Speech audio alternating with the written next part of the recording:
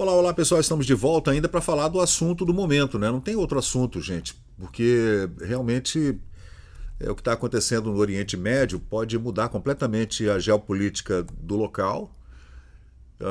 O preço do barril do petróleo já dizem que pode chegar a US$ 100 ou mais, dependendo dos ataques, ou se houver uma guerra realmente ampliada e amplificada dentro do Oriente Médio, né?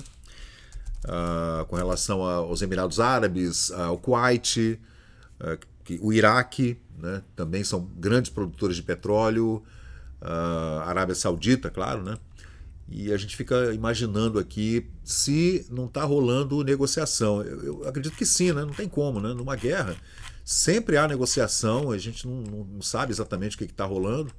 Aqui a gente vê como é complicada essa região, né? Desde sempre, né? Desde a antiguidade, que essa região é complicadíssima, né? E complicou-se muito mais, claro, depois da Primeira Guerra Mundial, Segunda Guerra Mundial, a descoberta do petróleo nessa região, né? Que se deu ali pelos anos 1930, mais ou menos, né? 1940. Aí descobriu-se que existe uma enorme quantidade de petróleo aqui, que meu pai, seu Jaime, né, falava que quando ele fez escola técnica nos anos 40, 50, ele era pré-adolescente, entrou para a escola técnica, antiga escola técnica, que não existe mais, né? Não é mais como naqueles moldes antigos, né? Ele dizia que tinha um professor dele, ele estudou geologia também, né? Tinha um professor de geologia, gemologia, você vê como é que eram antigamente as coisas, né? E ele dizia que o petróleo iria acabar em 100 anos, isso em 1948, mais ou menos. O papai tinha 12 anos, né? 1947, que logo depois do final da guerra, que o petróleo acabaria em 100 anos, né? Claro que não se passaram 100 anos ainda, mas passaram 80. E ainda tem petróleo pra cacete. Esse petróleo não vai acabar nunca. E aqui na Venezuela, né, que dizem que tem petróleo infinito aqui. E se tem petróleo na Venezuela aqui, gente, né, nessa região aqui, tem petróleo também, é claro, aqui. Exatamente onde agora o Brasil está começando a estudar o petróleo aqui, nessa enorme quantidade de fronteiras marítimas que o Brasil tem aqui, né? Nessa região aqui que vai do Rio Grande do Norte até lá na divisa com a Guiana Francesa, lá no Amapá, que aqui tem petróleo que não acaba mais, gente. Mas assim, de qualquer jeito, essa região é uma região muito complicada mesmo, né? E eu queria fazer aqui uma reflexão com relação a essa negociação que pode estar sendo travada. Pode, eu acredito que sim, né? Claro que eles estão negociando. Até agora Israel já perdeu umas 250 pessoas. Perdão, o conflito todo já matou aproximadamente 250 pessoas registrados, né? Oficialmente. É claro que no Irã o número deve ser muito maior, porque como é uma ditadura não tem números precisos, né? O número que o governo quer passar, o número que o Ayatollah Ali Khamenei quer passar é o número que vai sair na imprensa, né? E é claro que tem muita imprensa comprada também, né, gente? Comprada pela Rússia, nossa, pela China, falando um monte de besteira, Jesus. Aí você vai pro Twitter, vê o que o pessoal tá reportando ao vivo, né? Você vê que é completamente diferente do que a imprensa está dando, né? É claro que não é toda a imprensa. Mas assim, um enviado especial do governo americano lá para o Oriente Médio é o tal do Steve Witkoff. Steve Witkoff. Né? E ele, o chanceler do Irã, que é o Abbas Araghchi, estão conversando pelo telefone, né? E segundo a agência Reuters, eles estão negociando um cessar-fogo, né? Eu não sei, aí o Trump dá aquela mensagem dúbia, como sempre. O Trump entrou dando mensagem dúbia, né? Eu acho que eu vou entrar na guerra, mas eu não sei se eu vou entrar na guerra. Ele fica nessa, né? Caramba, aí chamam ele de. Como é que chama? Taco, né? Taco. Trump arrega de novo, algo assim, né? Trump é taco. Que ele arrega novamente. Dá um de chicken, né? Que eles chamam lá de chicken, que é o arregão. Há uma chance de negociações em futuro próximo, afirmou a Casa Branca no comunicado, né? O Trump analisa a possibilidade de bombardear o Irã. Eu duvido. Eu estou duvidando que o Trump vai bombardear o Irã. Não sei se ele teria a possibilidade de emprestar esse bombardeiro B-2 para o lançamento daquela bomba anti-bunker. de oito andares de profundidade para tentar destruir lá a usina de enriquecimento de urânio de Fordow. Não sei, né? Se ele teria coragem. Assim como eu também não acredito que o Irã tenha coragem de lançar uma bomba nuclear ou uma bomba suja com material radiativo em Israel. Também não sei se eles têm coragem para isso, porque seria a eliminação completa do Irã da face da terra se isso acontecesse, né? E eles iam perder todo o apoio da Coreia do Norte, o apoio da Rússia, o apoio da China, aqueles pessoal, né? É tudo aliado, né? Aliado ali aos comunistas do mundo, né? Pelo amor de Deus, é bizarro demais. E o Lula, né, mandou o Alckmin, Chuchukmin, lá para aquela reunião 2 anos atrás, com aquele monte de jihadista. Nossa, pelo amor de Deus. Aí aparece o Alckmin, vice-presidente brasileiro, do lado daquelas figuras. Todos já morreram, vários já morreram, né? Que são terroristas internacionais. Gente, é bizarro demais, né? Agora, a Caroline Leavitt, ou Caroline Leavitt, né, secretária de imprensa da Casa Branca, confirmou que esse embaixador, que é o Steve Witkoff, ele está em contato com autoridades do Irã, tentando fazer essa negociação aí para tentar acalmar o conflito, né? Mas Israel, gente, não vai parar. Esse passo que Israel tomou agora é um passo decisivo, assim como foi o passo da Guerra dos 6 Dias, da Guerra do Yom Kippur. Na Guerra do Yom Kippur, não, foi um ataque de defesa, né?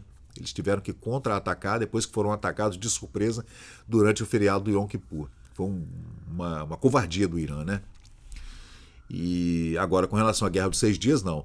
Foi um ataque preventivo, porque o Mossad descobriu que o Egito do Nasser iria atacar. Então, eles atacaram preventivamente e destruíram completamente a força aérea egípcia e a força aérea jordaniana, porque eles seriam atacados ali. Ali eu acredito que a gente estaria perto de uma guerra, de uma terceira guerra mundial. Se o Egito e a Jordânia tivessem conseguido fazer aquele ataque antes do Israel destruir as duas forças aéreas, eles teriam atacado Israel e aí, gente, a Rússia iria entrar, a União Soviética, né, junto com os Estados Unidos, aí não sei o que poderia acontecer, né? Claro que naquela época só quem tinha arma nuclear era França, Inglaterra, Estados Unidos e União Soviética. Ninguém mais tinha bomba nuclear, nem Paquistão, nem a China, ninguém. Mas os Estados Unidos já tinham, né? E junto com a União Soviética. Ali naquela época, em 1967, poderia ter havido uma explosão de uma guerra nuclear realmente, né? E aqui eu estava lendo no Metrópole sobre esse golpe de mestre do Netanyahu na Europa. A União Europeia está dividida com relação a esse conflito, né? É uma divisão profunda mesmo com relação ao que está acontecendo em Gaza, porque aí é como o Lula, né? Soltando fezes pela boca, dizendo que Israel está cometendo genocídio em Gaza. Isso é mentira. Mentira. É Israel que tem sido atacado pelo Hamas, antes atacado pelo Hezbollah no Líbano, Hamas, bancado pela Rússia, pelo Irã, pelo Assad na Síria, né, que é um proxy da Rússia, né? E infelizmente depois daquele 7 de outubro, gente, daquela festa rave lá, aqueles 1.300 mortos, né, aquela coisa horrível que se compara ao 11 de setembro israelense, né? Realmente os países mais fechados com Israel, por enquanto, são Alemanha, Áustria, Itália, República Tcheca e Hungria. E aqueles que estão apoiando a causa palestina, Bélgica, Eslovênia, Espanha, Irlanda, né, na União Europeia. A França também fica mandando recados dúbios, assim como os Estados Unidos, mas os Estados Unidos eles são Israel e ponto final, né? Em virtude também da força crescente no eleitorado muçulmano na França, né? Você vê que a França abriu as fronteiras, como sempre, é um país de esquerda mesmo, né? Desde a Revolução Francesa que é desse jeito, e as fronteiras abertas, né? Então hoje você vê que, sei lá, 40% da população francesa é muçulmana. Agora aguenta, né? Vocês abriram os portões, não tem jeito. Pouco antes de Israel bombardear o Irã, Emmanuel Macron, né, o Lacron, o Fracon, né, que toma tapa da cara da mulher, defendeu, por exemplo, que Paris reconhecesse a Palestina como um Estado, o que seria uma reviravolta histórica, né, dos dois desses países da Europa, apenas a Espanha fala num Estado palestino e a França está dando esse recado também, além do Brasil e outros países, né? Desse Estado palestino que nunca existiu. A gente já falou aqui no canal, por exemplo, que o nome Palestina vem de Filistina, que é uma terra dos filisteus, aquela região do Mediterrâneo ali, onde está a Síria, o Líbano, o antigo império assírio, né, daquela região, lá de onde surgiu a escrita, Nínive, né, lá 5.000, 6.000 anos atrás, aquela região, foi nomeada pelos romanos durante o Império Romano como região dos filisteus. Né? Aí deu-se o nome de Filistina para toda aquela região de Judá, da Judéia, né, da antiga Judéia, depois que os israelenses, né, os hebreus, foram transformados em escravos do Império Romano, e a destruição do segundo templo de Salomão, no ano 70 depois de Cristo, etc. Né?